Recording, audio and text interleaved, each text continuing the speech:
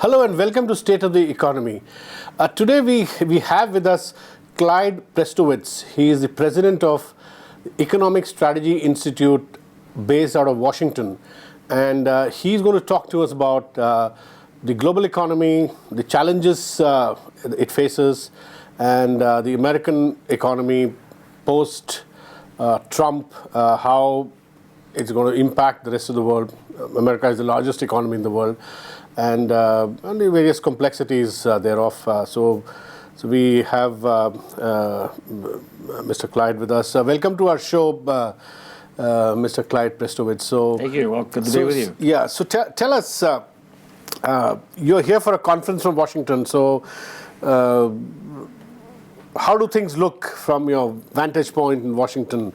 How does the world economy look? Obviously, post-2008, things have been a little tepid. Growth has been tepid. There's been a secular stagnation, which many economists are talking about, like Lawrence Summers. Right. So how do you view global economy, emerging economies, the U.S.? Right. Well, actually, I think, generally speaking, I think the global economy doesn't look so bad. I mean, as you said, post-2008, everything became very complicated and much slower. But U.S. economy is growing. The Federal Reserve is raising interest rates because of expected strong growth in the U.S. economy. Is that strong, the growth, or is it tepid strong? Anticipated. The anticipation is that there will be substantial growth in the U.S. The EU economies have all recorded positive growth in the past year. Japan is doing a bit better than it had been doing before. China continues to be very strong. And so a bit slowing, yeah. Well, I mean... From its earlier base. From its earlier base, exactly. But still pretty strong. So generally, we see the picture fairly good. And what about India? Well, India continues to be a steady 5-6% growth. I'm hoping that India will hit double-digit growth, but it's good. So generally, I think we see the picture fairly bright. But a problem from our perspective is that there are enormous imbalances in the system. In the American system, you're saying? In the global system. In the global system, okay. Right. So if you, another way to look at the global economy is, on the one hand, there are a group of countries which I call the Anglosphere. So these are the countries, English-speaking, heavily influenced by the UK. So UK, Canada, the US, Australia, New Zealand, and India, maybe South Africa. But think of those countries as the Anglosphere. And those countries their economists tend to be disciples of Adam Smith and of David Ricardo, the preachers of free trade and open markets. Now, another set of countries are what I call the list countries. These are the followers of the economist, the German economist List. And so they're Germany, Switzerland, the Netherlands, Sweden, Japan, South Korea, Taiwan, Singapore, and China. Now, these countries all continuously have trade surpluses.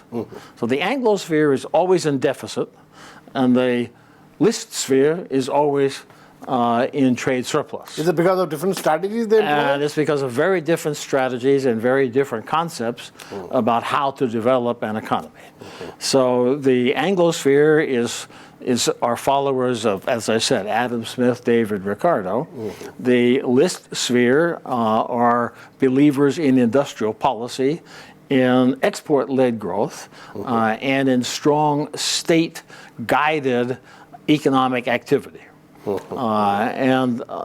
Now, these two spheres are all members of the World Trade Organization, of the IMF, of the World Bank. And so in those institutions, they all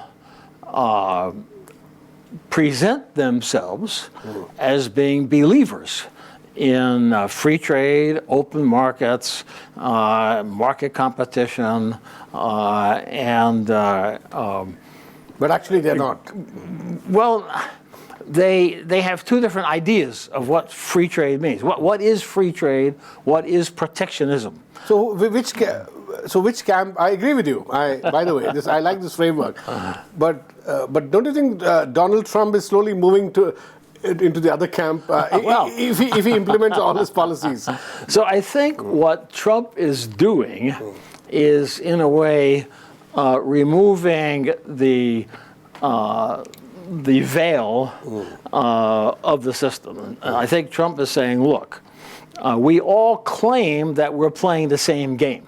We all claim that we're playing tennis. But we're not playing. But actually, some of us are playing rugby, and some of us are playing tennis. And the rugby's a rougher game, and the tennis players are taking a beating. That's, I think, essentially what Trump is saying. And so therefore, I think that And as a solution, Trump wants to sort of emulate the other guys simply to get some kind of a level playing with them, right? I mean, honestly, I don't know what Trump thinks the solution is. He's just been president for a month, and all of us in the U.S. are also. What's the sense you're getting? Trying to guess, but I think that what he is trying to do is to stimulate a rethink and a renegotiation of some of the fundamental institutions. So, for example, we have the World Trade Organization, but the World Trade Organization has nothing to do with currency rates. Yeah, right, sure. But currency rates have a huge impact on trade. And it doesn't have within its mandate to deal with countries which may want to undervalue the currency. Right. Or another aspect is investment incentives. Many countries will go to multinational companies and they'll say, Mr. Business, Mr. CEO, why don't you put a factory in my country? And the CEO may say, well, I don't know if we can be competitive in your country. And the country then says, well, how much does your factory cost? Say $5 billion. Oh, we could give you the land free. We could arrange that you don't pay any taxes for 25 years. We could provide the infrastructure free. We could invest maybe $1 billion in a capital grant. So the government is effectively buying the company to come and invest and produce. That's the industrial policy that you talked about. This is an industrial policy, right? Nothing in the WTO, nothing in the World Trade Organization deals with that kind of situation. So I think Trump is trying to say, hey, guys, let's actually all agree on how we play the game. You know, we can play tennis or we can play rugby, but we can't have half playing tennis and half playing rugby. Okay, so that's what he's doing. I think that's what he's doing. So is this the cause of the imbalance that you spoke about in the beginning, imbalance in the global economy? Well, I think the fundamental cause of the imbalance is the actual existence of two different doctrines, but we have a fiction that they're all the same. Okay. So tell me, Clyde, how do you look at some of the initiatives that Trump took after coming to power, taking charge? He virtually vetoed the Trans-Pacific Partnership, right? Now, actually, let's be fair.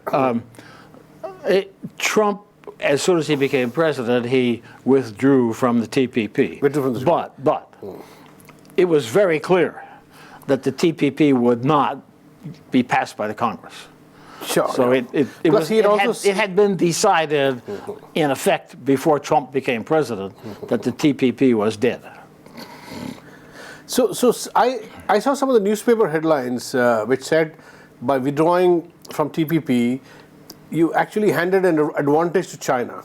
Yeah. in a sense, because China was out of TPP. Yeah. And precisely what you just said, Yeah. that Trump was trying to create, he wants to create a new game, which is level playing. So TPP was trying to do that, trying to sort of at least neutralize some of the advantage that China today has. How do you look at that? I don't think that's correct. I don't think that TPP in any way would affect China.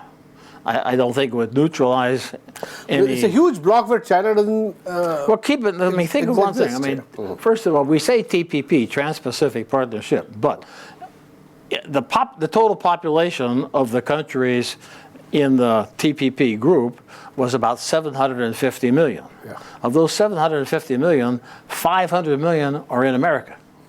Canada, US, Mexico, Chile, Peru. Okay. So the Pacific part of it is Australia, New Zealand, Brunei, Singapore, Small countries. Malaysia, and Vietnam. That's not really much. Japan. Japan. Eventually, Japan wasn't there initially, but so I don't really believe that the TPP would have had any effect, plus or minus, for China. And as I said, it's important to understand that the U.S. Congress had already made clear that TPP was not going to be adopted by the Congress. Okay. So, I mean, in effect, Trump was declaring a fait accompli. Okay. Yeah. Tell me, how do you see the global economy today, global trade today, post the 2008 financial crisis and the recession, which was probably the most prolonged recession, Right. even compared to the 1929, whatever. Not as bad as 1930, but bad. Right. Yeah. So now, if you look at some of the numbers, which I have read in some of the research reports that I've gone through, the global trade at that time, at the peak of the boom period, 2007, it was growing at 8-9%. Yeah. Now it's less than 1%, close to zero. Right. Really stagnant trade. Yeah. Right. And at that time, global investment flows were of the order of 16% of world GDP. Right. And today it's about 1.5% or even less than that Right. of world GDP. Right. Now, several countries are facing high youth unemployment rate, especially in the West, Europe. Right. And in America, although it has improved a lot, but people still suspect the quality of employment. A lot of people have fallen off the labor market. Right. So what kind of recovery is this? And how do you see the world coming out of this? Right. So it's a slow recovery. And would you say that this is the slowest recovery in the last century? well, the last century would include the. I mean, I'm in relation to the episodes of recession. Let's say since 1950, this is certainly the slowest recovery. But I believe the 29 recovery was also faster than this, no? Well, I'm not sure. Okay. But clearly this is a slow recovery. Okay. But I think more important than the slowness of the recovery is what I think is a major shift in globalization.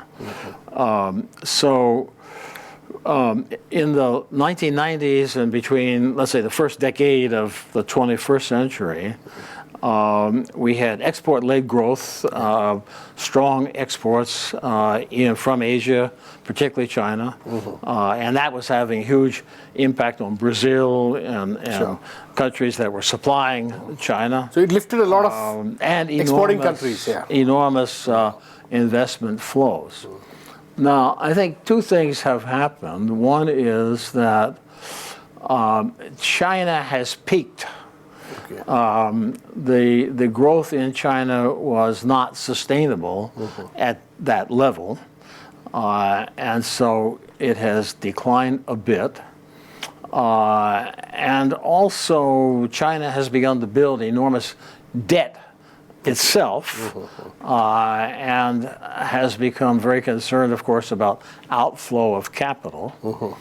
But another thing that has happened is that China has been eating the supply chain.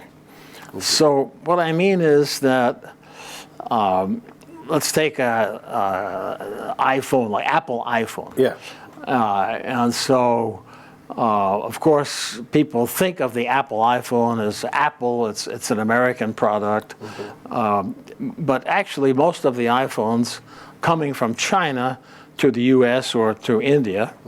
And so we think of them as an import from China, but actually there's a whole supply chain. So some of the important components of the iPhone come from Taiwan, some from Korea, some from Japan, some from Germany, some from the US, Singapore. And so all of these are flowing into China where they get assembled and then they go back to the market. But China has been climbing up the ladder of value added. So in the 1990s, China was mainly doing assembly. But today, China is making more of those components. Yeah, hardware. So actually, if you look at the trade relationship, say, between Singapore and China, or Malaysia and China, actually, the technology content has declined. Because in the past, Singapore was making chips, Malaysia was making chips, semiconductor chips, shipping to China. Now China's making the semiconductor chips. And so the trade, let's say from Malaysia to China, has become more raw materials and less components. So it's moved up the value chain. So China is essentially absorbing the value chains within China, and that means, of course, then that it's not importing as much from other countries. And on top of that, then we've had a global recession, and so the U.S. economy has also not been importing as much. But I think looking to the future, I think that the growth that we saw in the last 20 years is going to be very difficult to recover. I think it's going to depend much more on domestic investment than it is on global investment. So increasingly, economies will look more inward to generate growth and... Well, I think they're going to have their own capital. Because the investment flows have followed the trade flows, but the trade flows are changing. So I think the investment flows will change as well. And so in a way, what you're saying is that the process of deglobalization that we've seen in the last, say 10 years, post-2008, that's for some time that's here to stay. It won't come back to 2007 levels of capital flows and investment flows and trade flows because the nature has changed. I think it has changed, I do. So, I mean, I think that, I wouldn't say deglobalization, but I would say that so multinational companies, a Google or an IBM or whoever, will remain very strong. But they will increasingly be producing in the countries in which they're selling. Tell me, in the context of this imbalance, now there's another imbalance which was spoken about a lot during the 2008 crisis, which was between America and China. So there was this, many economists were kind of agreed, unanimous, that one of the reasons, not the main reason, but one of the reasons why the crisis occurred was also because America was consuming a lot but not saving, and China was saving a lot, huge surpluses, trade surplus, but not consuming enough. So as a result, there was this, under G20 post the crisis, there was this new narrative which came that America should start saving more and China should start consuming more and drive more a domestically driven economy rather than export driven. So do you see that happening? I mean, I think it has been happening, particularly if you look at China. China, of course, it continues to be a major trading country, but its trade surplus as a percent of GDP has become much smaller. Now, in the case of the U.S., that's not the case. The U.S. continues to be a high-consuming country, and the U.S. Is the U.S. Deficit coming down? No, the U.S. deficit is getting bigger. So in some sense, China is probably meeting its end of the bargain, but the U.S. is not. Well, in percentage terms, that's right, yes. Yeah, Yes. you're right. China's surplus at one time used to be 9% of GDP. Now it's down to, I think, 3. 2 or 3, right. Yeah. Right. So, and what is the... U.S. deficit is about 3% of GDP. About 3% of Yeah. GDP. So... Which is about where it has been for the last... what should the U.S. do if that is the case? Is a new economic policy by Trump, of Trump's policy, do they address these issues? Some of them they do, some of them they don't. So Trump is talking about a major program to invest in infrastructure. Well, that's very important. One, the U.S. infrastructure has deteriorated, so it needs to be renovated. And two, infrastructure is a good way to invest that expands economic competitiveness and wealth. Trump is also proposing to change the taxation of corporations in order to make U.S. taxation more similar to that of the rest of the world. U.S. right now has the highest taxes on corporations. He's going to cut, he's promised to cut tax rates by 15% or 20%? Yeah, right. Well, he's talking about, right now the U.S. tax rate for corporations is 39%. And Trump is talking about 20%. So that's to incentivize companies to come in. So that would make it more attractive to invest in the U.S. And make U.S. based companies more competitive in global markets. He's also putting some import tax to discourage imports of goods, so that they're made inside the country. You know? Yeah. So this is not a Trump idea. Trump hasn't actually said whether he supports this is called a border tax, whether he supports the border tax adjustment or not. This is an idea that's coming from the Congress, but it's a change in the corporate tax. So effectively, what would happen is that a corporation in the United States that is producing products for export, the income from the exports will not be taxed. On the other hand, a company that is importing from abroad and selling in the U.S., the income from those tax sales will be taxed. Okay, at 20%. I got it. Yeah. So all of that is and what about his going in a positive direction? But the big, you mentioned it earlier, the issue of savings. So the U.S. savings rate is about 3% of GDP, and compare that to China's, which is 25 or 30%, or to Germany, which is probably 12 or 15%. U.S. is very, very low savings, and so far, at least, Trump hasn't proposed anything to fix that. Also, finally, tell me, in the context of India, you said that we are in a phase where countries will have to do a lot of internal reforms and drive internal productivity. So what would you say India should do? Well, I think the big issue for India is manufacturing. All of the countries that have become rich, beginning with the UK in the 17th century, and the US and the Europeans and Japan and Korea and China, they all have become rich by becoming manufacturers. And India has missed the manufacturing cycle, is it? Manufacturing, I believe, in India is about 16% of GDP. It's very low.